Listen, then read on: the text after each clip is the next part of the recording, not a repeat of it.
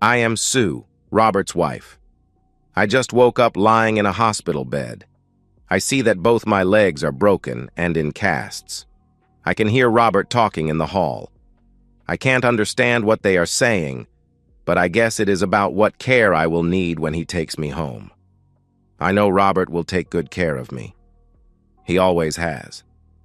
Ever since that day in the restaurant. While I wait for Robert to get finished with the doctors, I'll tell you about us. I was sitting in a Waffle House staring at a cup of coffee. Yesterday I had gotten my dream job, being a high school teacher at the high school where I had graduated. I start in the fall. I should be happy, right? Well, this morning I took an EPT. The little blue plus showed up. Yeah, I am pregnant.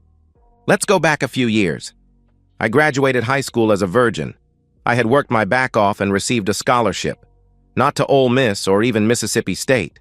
The University of Southern Mississippi. I packed up and drove down to Hattiesburg.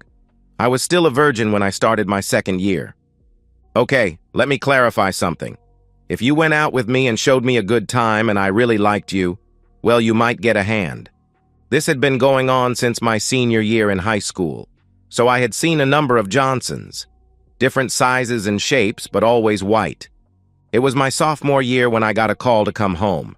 My brother, who was 6 years older than me and in the Army, had been killed. He was in a country called Vietnam, somewhere in the Mekong Delta. The body arrived 2 days after I got home. Mom wanted to see him. The funeral director would not unseal the casket. Mom was hysterical. We had to call a doctor to give her something to calm her down so she could attend the funeral. I stayed a week, but I had to get back to school. Just before Easter, Dad found her dead. The doctor said she died of something known as broken heart syndrome. At the funeral, I noticed Dad had taken to drinking a lot. This was not normal for him, but I just wrote it off as his way of dealing with the grief. I stayed 2 days, but I had to get back to school. Finals were coming up. I decided to stay at school that summer and take some classes that would allow me to graduate early. I should have gone home and been with my dad. It was just after the 4th of July that I got a call from the sheriff's office. I needed to come home. Dad had taken a shotgun, put it under his chin, and blew his brains into the attic. The day of the funeral, I contacted a lawyer. I put him in charge of selling the house and everything in it that I did not want. After the mortgages, the real estate broker, and the lawyer were paid, I barely got $10,000. I went back to school. But something was different. I was different. Maybe it was the guilt. I should have stayed and helped Mom deal with losing her only son. Then Dad. Who knew he was so depressed? If I had stayed, maybe. I was sitting in the library trying to concentrate on what I was reading when Jamal sat down beside me. Jamal Atkins is a black football player. Everybody knows him. He starts with his line of nonsense, and I am thinking, why not? He wants to know if I would like to drive down to the beach. I know what that means. He is tall and not bad looking, so I pack up my books and go get in his car. It was a big '98 Oldsmobile. We get to the beach and roll the windows down so we can hear the waves. It is relaxing. Before long, I am kissing my first black man. His hands played with my body, and I was getting excited. He stopped and reached into the glove box and took out a lighter and a hand-rolled cigarette. He lit it and inhaled deeply, then offered it to me. I knew better, but what the hell? Maybe this would help. After a few tokes on that joint, I was high as a kite. My clothes were off now. Things were getting crowded in the front seat, so we got in the back. His pants were off and my hand was inside his boxers, doing the deed. It did hurt at first, but that quickly passed. Then I came to the pleasure. Maybe it was the smoke, or maybe it was the guilt flowing out of me, I do not know. But whatever it was, I felt better than I had in months. That started my affair with Jamal. Now it was not love. It was never love. It was just fun. About a month into it, we double-dated with a friend of his. After dinner, we ended up at this friend's house. He had some good smoke. Somebody suggested we swap partners. That was my second man. About a month before Jamal was to graduate, we were at his apartment watching the draft. Of course, there was more smoke. I noticed I was the only girl, and before I knew what was going on, I was naked and on my knees. With maybe 5 guys I really don't remember. I saw Jamal one more time after that. He told me he heard what his friends had done to me and he was really sorry. He had passed out, so he did not participate. I believed him. My roommate had warned me about getting a reputation for dating black guys, especially those who dreamed of being professional athletes. Very few would make it, and I would end up pregnant and a single mom living with a half-black baby in Mississippi. She made a lot of sense. Jamal left for who knows where, and I did not date for almost a whole semester. Then one of the frat boys asked me out. He was handsome, and he took me to expensive restaurants and even a concert. I liked dating a guy with money. It was fun. There was no playing in the back seat of a car on the beach. He got a room with a view of the beach. We spent a weekend there, and I really enjoyed myself.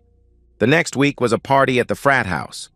Maybe I had too much to drink, or maybe somebody put something in my drink. I never knew. What I do know is that I had the time of my life. It was fun, and unlike the time I had with all of Jamal's friends, I remembered everything.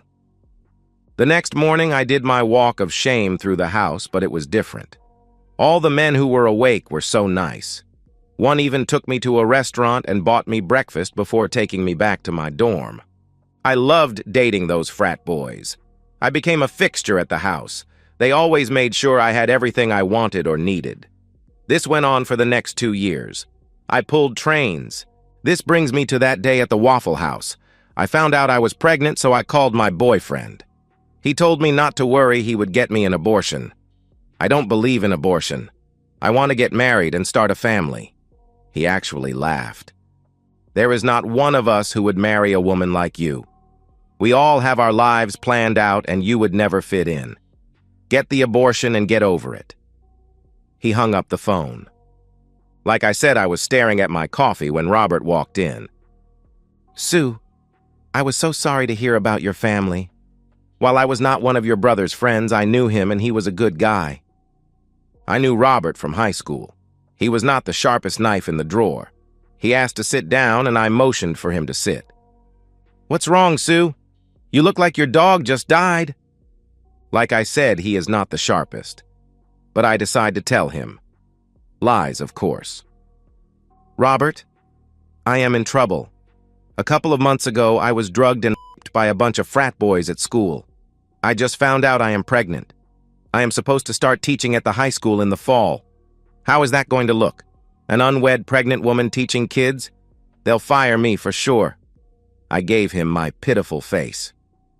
What about an abortion? He asked. I could never do that to a child. The father? He asked. I have no idea who he is. That was the truth. Well, the way I see it, you need a husband, and that baby needs a father. I wanted to shout something sarcastic like, obviously genius. But I kept quiet. I wanted to see where this was going. I've known Robert my whole life. I was a year ahead of him in school, but I knew who he was. He lived on a farm outside of town by the river. He never played sports and barely passed high school. I heard he joined the Marines after he graduated. He reached across the table and took my hand. Sue, I always thought you were beautiful. To be honest, I dreamed about you a lot over the years. I even named my rifle Sue. You know, maybe we could start dating. Then we run off and get married. You tell everybody I got you pregnant. I live with my mom out on the farm. You could move in with us and start teaching. When the baby is born, Mom would help you and take care of it while you teach. I know you don't love me, but you might learn, don't you think? Is this guy for real? That stupid idea of his might work. It would solve all my problems. Besides being pregnant, I was about broke. The money I had received when my father died had been spent on graduate school. My scholarship was only for my first 4 years. I don't know about learning to love him, but I knew I could have him with no problem. Robert would be no problem. So to make a long, boring story short, that's what we did. I told all my girlfriends I was dating Robert and how I had fallen in love with him. Lie. Robert told all his friends how much he loved me. Truth. One day we ran off together and got married. It was not much of a honeymoon. We married in Florida and spent 3 days in a hotel on the beach. Then it was home to live with Mama. Robert farmed and I started school. It was during Christmas break that our little girl was born. By February, I was back teaching. Life was good. I had very little to do with the farm. I just concentrated on teaching and taking care of the little baby girl. She was adorable. Robert's mother was such a wonder. She helped with everything and taught me a lot about caring for a baby. Robert was a good lover and I was satisfied with my life. Maybe too satisfied. One morning I was throwing up. Robert's mother said I should see a doctor. She thought I might be pregnant again. This was not in the plan. 8 months later, the twin boys were born. I had my tubes tied. Robert's mom and I had become close. I called her mom. So it was a great shock when she did not come down for breakfast. She had passed in her sleep. I think I took it harder than Robert. But I shook it off and went back to work. Robert hired a lady from a nearby church to help with the kids and the housework. She showed up every morning in her old truck and prepared breakfast. She helped with the babies while I got dressed for work. Then when I got home, she had supper ready. She was truly a godsend. I had taken over as the assistant principal of the high school when he retired. I was in line to be principal. Part of my job was to handle the salesmen who called on the schools to sell everything from books to cleaning products. That's when it started. One day, this nice-looking man from New York called at the school with a new line of books. Instead of telling him it would be a couple of years before we even started looking at purchasing new books, I invited him to lunch. I took him across town to a restaurant near his motel. Things progressed until I found myself in bed with him. Looking back, I would think that I liked it because I was cheating. I was in a motel room with a strange man from out of town. That was more exciting than the intimacy. But if that was true, why did I take his call the next morning and agree to meet him after school for another round? Who knows? But I went. I expected another call the next day, and I had told myself I was not going again. But the call never came. In fact, I never heard from him again. I was a good girl for almost 6 months. In fact, I had promised myself that I was not going to cheat again. I mean, what was the downside if I was caught? Robert would divorce me, I am sure. I might even lose my job. Robert had lots of friends in the county. I was at a teachers' conference in a town about 2 hours from where we lived. The conference ended early, and I was on my way home when I saw that I needed gas. I pulled into one of those self-service stations and was trying to get the pump to start. I was getting frustrated when this man walked up and offered to help. Of course, he had it working in seconds. As he filled my tank, I looked at him and yes, I got the itch. There was a coffee shop inside and I invited him for a cup. He did not refuse. Less than an hour later, I am again on my back with a strange man. Like I said, it is the situation that gets me off. I am in a strange town, in a cheap motel with this strange man. As I got dressed, he told me he was a mechanical engineer. He worked for Ford and did seminars at different dealerships in the area. He was very smart, unlike Robert, and I enjoyed talking to him. He was from Michigan and came to this part of the country about once a month. Perfect. I gave him my number at school, not my home phone, and surely not my home address. I told him I was married. He was not. Sure enough, about 5 weeks later, I got a call. He was close and wanted to meet. Why not?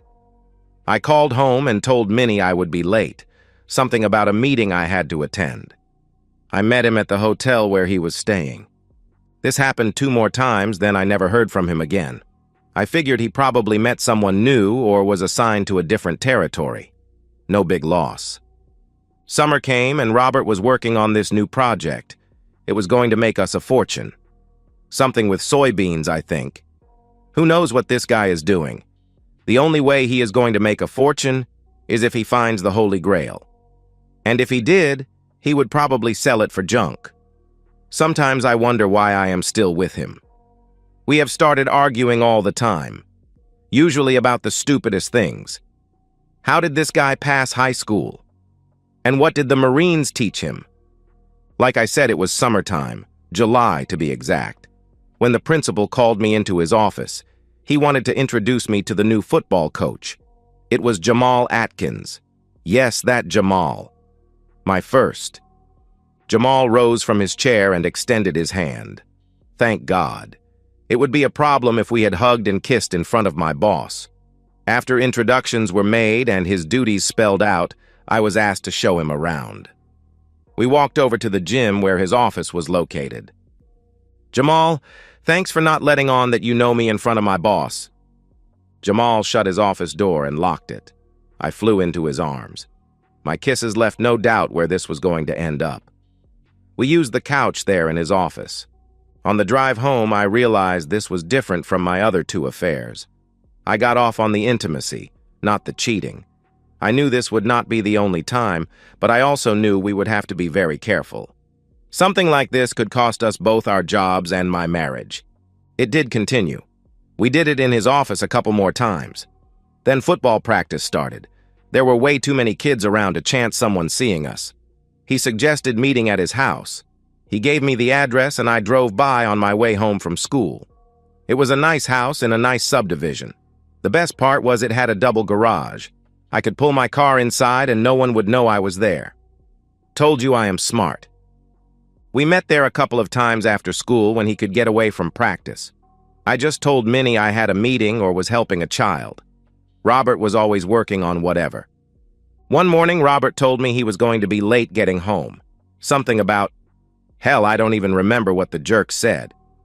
I called Minnie and told her I would be late. Another meeting. I met Jamal after he finished practice, and in minutes we were in bed. I figured we had until 8 p.m. Robert had said he would be home around 10 p.m., so that would give Jamal and me plenty of time. Lying next to Jamal after our grand finale, I realized I was in love. Jamal said he loved me also. I went to sleep thinking I was going to figure out a way we could work this out. I woke up at 10:30. Damn, I have to get home. No time for a shower. I jump up and put my clothes on. Jamal is not helping. He just lays there and grins at my dilemma. Finally, I am in the car and on my way. I am going over all the scenarios and lies I can tell Robert when I feel it. Jamal's pint of pleasure ran out of me. It is going to stain my clothes seats. Robert will see it. I unsnapped my seatbelt and rose up in the car. I am using my skirt to try to wipe myself when I look up. Tree! So that's my story. Robert is walking back into the room. I see tears in his eyes. Robert, it is not that bad. I will get better soon, you just watch and see. He sits in the chair beside my bed and takes my hand. Robert, what's wrong? How are the babies? I asked. He does not answer me, but he starts talking, so I listen. Sue, I have loved you for so long. I think I fell for you in grade school. I know you were my fantasy girl all through high school. I just never thought you would consider going out with me. I mean, you were so smart and me. Well, I barely passed. Even during the hard times while in the Marines, I thought about you. I loved you and always have, and I guess I always will. Even when I caught you cheating, I still loved you. What? You knew about... I started to say. He did not let me finish. That book salesman. You should have seen the look on his face when I stepped into his motel room. I told him who I was before I shot him. He was going to explain, I guess. I did not want to hear anything he had to say. Robert, I am so sorry, but he was the only one, and it was just that one. I started to reply. Again, he just kept talking. I imagine he did not want to hear any more lies. Then that guy who did those seminars for Ford. You had just left, and I could smell your perfume in the room. He was braver than the salesman. He ran at me, but he died also. Oh God, Robert, what have you done? Let me help you make this right. Maybe you can call... Again, he does not wait for me to finish. I don't know if they play the television for you while you have been in your coma, but if they do, I am sure you heard the news. The high school is looking for another football coach. It seems Jamal disappeared a couple of days after your wreck. You have probably figured it out by now. I mean, you are the smart one. Does 3 make me a serial killer? I'll have to ask someone about that. I am screaming at the top of my lungs, but nobody is hearing me. Sue, I want you to know that I think you were a lousy wife but a great mother. I will always remind the kids of you, and we will pray for you every night. They will never know the truth about their mother." 2 nurses come into the room. "I am sorry, Mr. Barnes, but it is time." "Of course I understand. She will not be in any pain, will she?" he asked the nurse. "No, she will not feel a thing. The transplant surgeons who will be harvesting her organs will make sure of that." "Sue, wait a minute. Harvesting my organs? What the hell are you talking about? Why is no one answering me? This is a nightmare. Wait. I am awake. I woke up a few minutes ago. Wait." From the perspective of Robert. I buried Sue the first week of October. It was pretty sad, but the kids were too young to really know what was going on. I did not grieve for her. Actually, I did not have the time. I was very busy. Minnie, my housekeeper, took care of them while I got busy harvesting my beans. That is what brings me here to the Waffle House, the same one where I proposed to Sue. I have just come from the brokerage where I sold my beans. I have a notebook in front of me and I am trying to figure out if I made any money on the beans. Like I have said, I am horrible at math. I could never figure out where the decimal goes or what to do with the zeros. After my 3rd try, I lay my pencil down in disgust and take a sip of coffee. "What you working on so hard, Bobby?" "Math, what else?" I replied. "Let me see if I can help." She picked up my pencil and turned the notebook towards her. "Who is she?"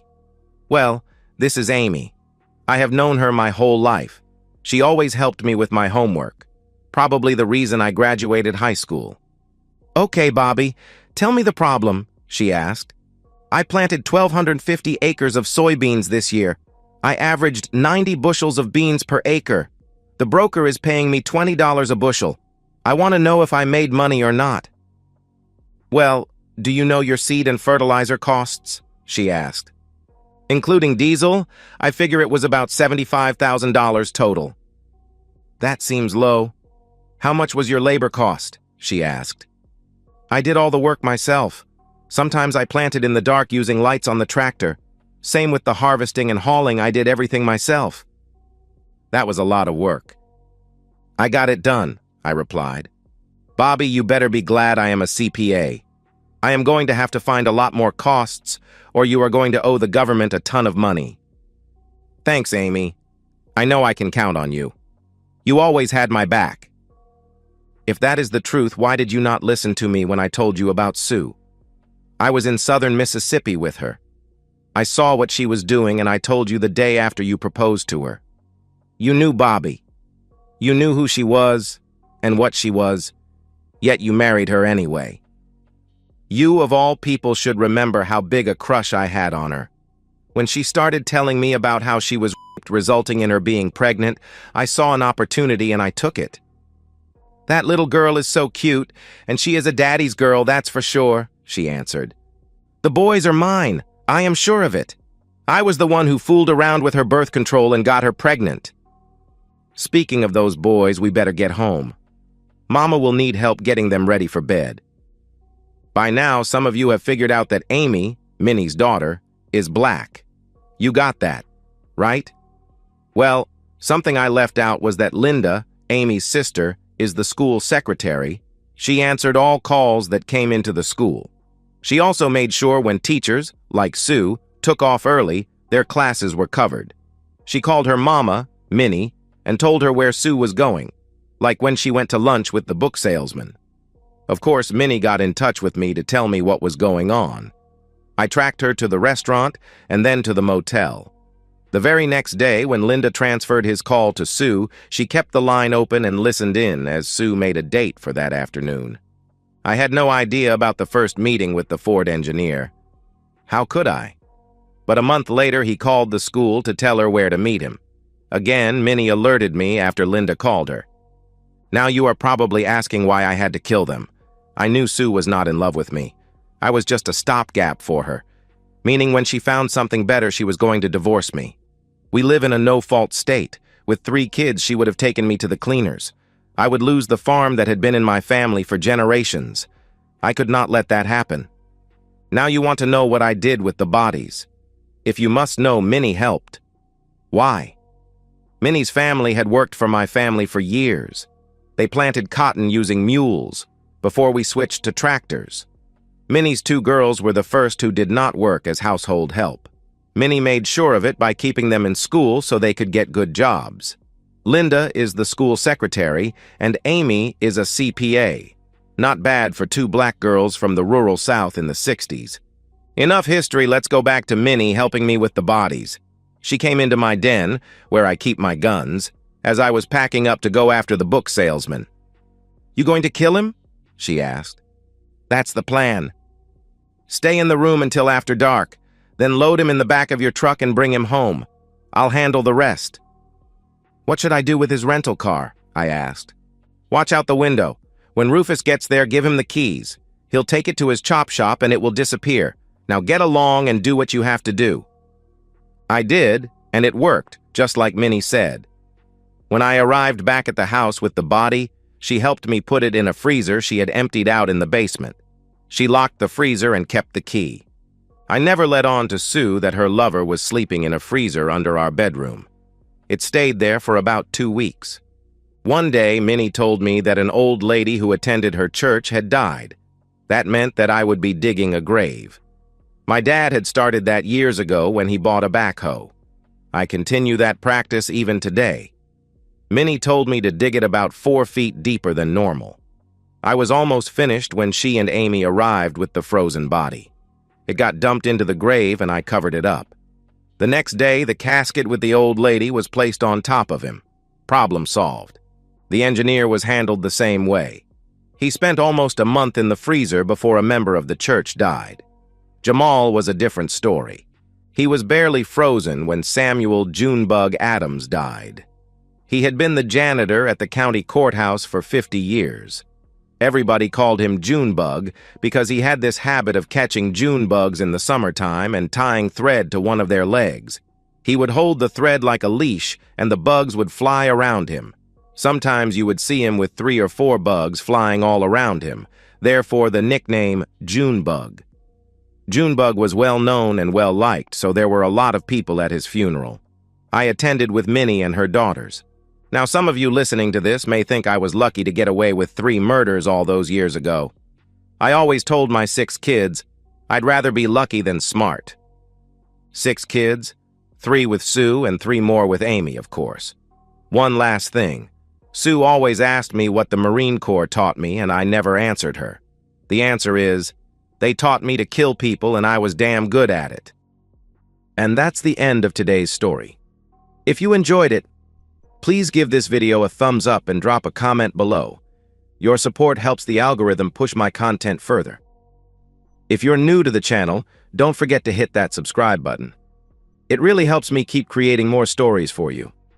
Thanks for watching, and I'll see you in the next one.